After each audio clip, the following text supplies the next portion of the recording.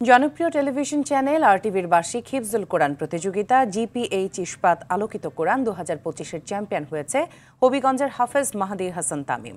তার হাতে ক্রেস্ট ও পুরস্কার তুলে দেন ধর্ম উপদেষ্টা অধ্যাপক ডক্টর আফম খালিদ হোসেন। তিনি বলেন, শুধু তেলাওয়াত করলেই কোরআনের হক আদায় হবে না, কোরআনের মর্মবাণী অনুধাবন করে আদেশ ও নিষেধ মেনে চলতে হবে। নাজির ফরাইজির আরও একটি রিপোর্ট।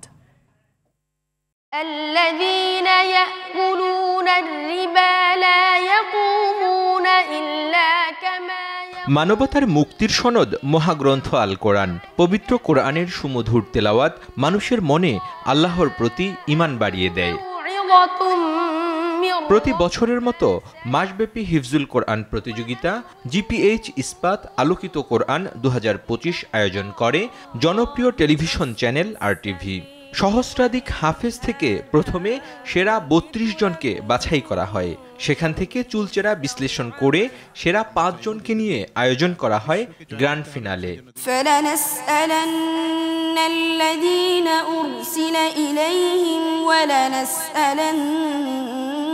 প্রতিযোগিতায় চ্যাম্পিয়ন হন হবিগঞ্জের হাফেজ মাহাদি হাসান তামিম।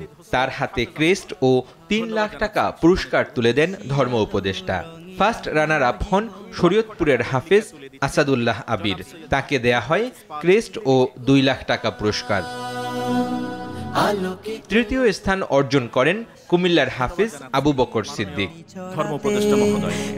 আয়োজকরা জানান, কোরআনের হাফেজদের প্রতিভাকে বিকশিত করার সুযোগ করে দিতেই এই আয়োজন। হাফেজগণ দুনিয়াতে সম্মানিত, আখিরাতেও সম্মানিত।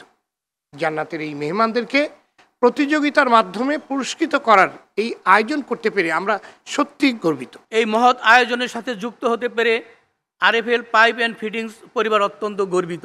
এখানে প্রতিযোগিতায় অবতীর্ণ হয়েছেন যারা আজকের এই পর্যায়ে উপনীত হয়েছেন, যোগ্য এবং উপযুক্ত একটি প্রোগ্রাম হিসেবে এটাকে উপস্থাপন করেছেন। কোরআনের চর্চা অব্যাহত রাখার মাধ্যমে আলোকিত সমাজ গড়ে তোলার আহ্বান জানান ধর্ম উপদেষ্টা।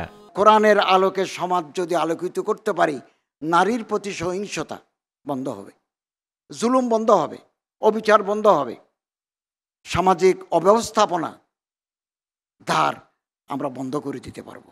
আমরা আশা করি এই কোরআনের আলোকে আমাদের এই প্রিয় মাতৃভূমি বাংলাদেশকে সাজাতে পারবো।